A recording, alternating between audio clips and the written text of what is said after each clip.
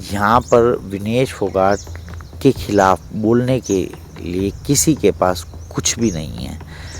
केवल बृजभूषण शरण जो कमेंट कर रहे थे कि कोई भी हरा सकता है, अगर बृजभूषण शरण को ऐसा ही लगता है तो वो खुद आकर जुलाना में चुनाव लड़के देखें, पता चल जाएगा कि कैसा रहता है चुनाव। ठीक है, ये यूपी नहीं है, ये हरियाणा है।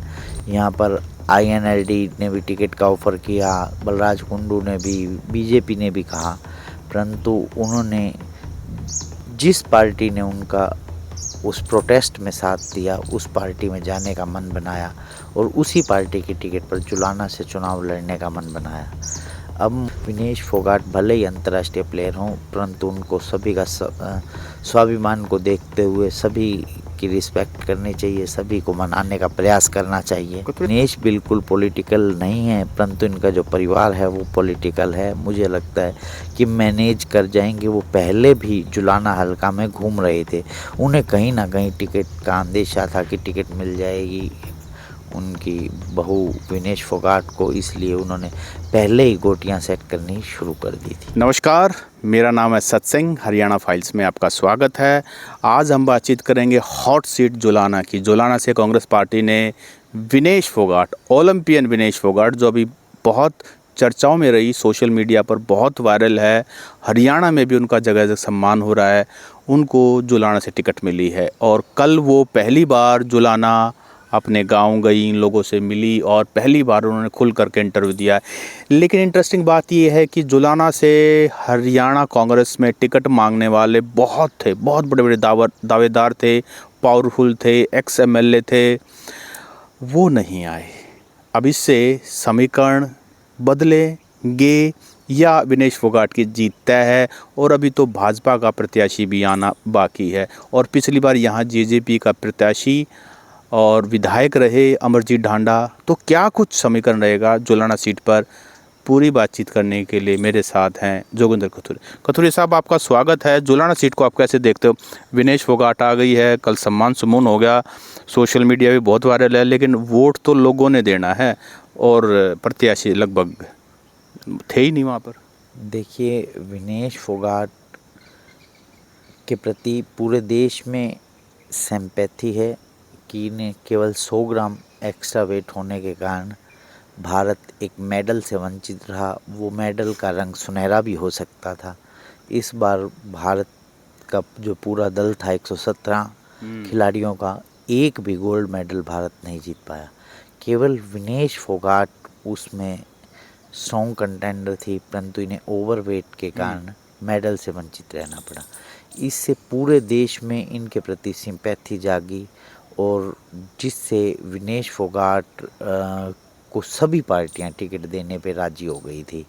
यहाँ पर आईएनएलडी ने भी टिकट का ऑफ़र किया, बलराज कुंडू ने भी, बीजेपी ने भी कहा, परंतु उन्होंने जिस पार्टी ने उनका उस प्रोटेस्ट में साथ दिया, उस पार्टी में जाने का मन बनाया और उसी पार्टी की टिकट पर जुलाना से चुनाव लड़ने का मन बनाया।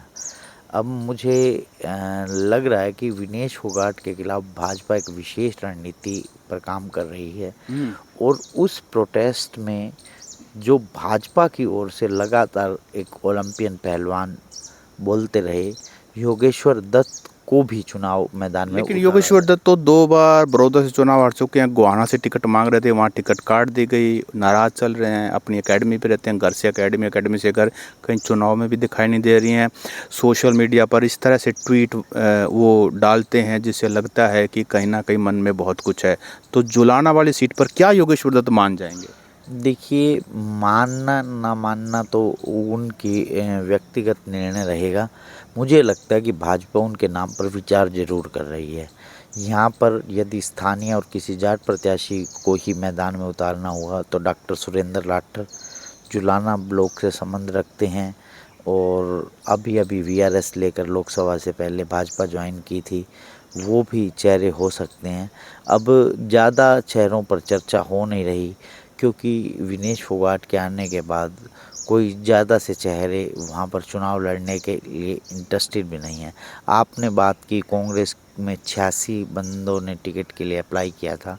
हाँ, ये मैं ज़रूर कह रहा हूँ, यदि उन्हीं में से किसी चेहरे पर दांव खेला जाता तो ज़्यादा बगावत के चांस थे। यहाँ पर विनेश फोगाट के खिलाफ बोलने के लिए किसी के पास कुछ भी नहीं है। केवल बृजभूषण शरण जो कमेंट कर रहे थे कि कोई भी हरा सकता है, अगर बृजभूषण शरण को ऐसा ही लगता है तो वो खुद आकर जुलाना में चुनाव लड़के देखें, पता चल जाएगा कि कैसा रहता है चुनाव। ठीक है, ये यूपी नहीं है, ये हरियाणा है, और विनेश फोगाट को जो हरियाणा की बेटी और देश का गौरव माना गया, मुझे लगता है विनेश फोगाट बहुत आसानी से ये चुनाव जीत रहे हैं। कथुरी साहब, ये बात ठीक है आपकी कि पूरा देश उनका सम्मान कर रहा था कांग्रेस पार्टी में आने के बाद, लेकिन जब आप पॉलिटिकल हो जाते हैं चीज़ें बदल जाती हैं। और आप ये देखिए कि कल जो प्रत्याशी 86 लोगों की बात थी, उनमें से शायद ही कोई कल वहाँ जींद में उपस्थित था। अब अगर वो लोग सपोर्ट नहीं करेंगे, अंदर ही अंदर भी अंतर विरोध भी होता है, इंटरनल बहुत कुछ हो सकता है, तो कहीं ऐसा तो नहीं कुछ पलट जाए मामला? देखिए, विरोध तब होता है जब सामने कोई 2 नंबर का प्रत्याशी साफ दिखाई दे कि ये बंदा 2 नंबर पर आ रहा है। किसी की जहमत ही नहीं हो रही कि वहाँ जुलाना 2 निर्दलीय प्रत्याशियों ने चुनाव लड़ने का ऐलान किया था, उन्होंने अब इनकार कर दिया है, उन्होंने अपना जो समर्थन है विनेश फोगाट को दे दिया है। ऐसा ही सभी के साथ पहले मुझे लग रहा था कि बलराज कुंडू अपनी धर्मपत्नी को चुनाव मैदान में उतारने जा रहे थे, वो भी अब चुनाव मैदान से मुझे लग रहा है कि दौड़ से बाहर हो जाएंगी, वो चुनाव मैदान में नहीं आएंगी।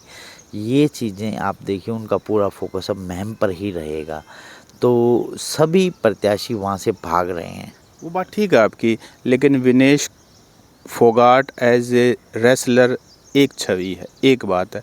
Vinesh Phogat as a Congress candidate from Julana दूसरी बात है।